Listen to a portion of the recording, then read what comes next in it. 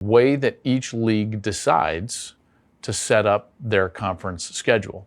And from the outside looking in, no dog in the fight, I would just say, regardless of number, it feels like from my seat, we should all be trying to play a similar schedule makeup. Would you agree with that, or do you disagree with that? When we had Oklahoma and Texas, I think we have 4 of the 5 historically most successful programs in the country. Mm-hmm. And there's a rigor here that doesn't exist. And I can go ask football experts. No, I would agree with you.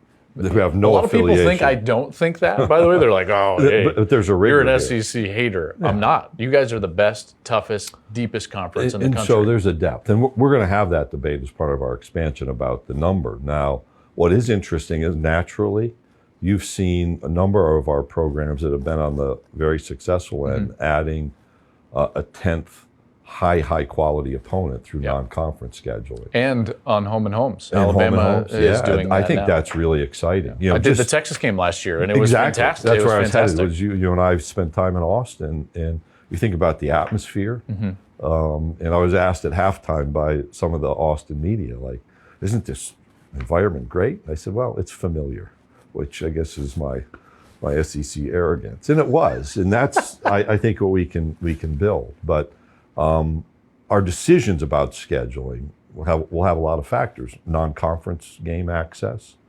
the number of conference games, how we place games and how we schedule within the conference context.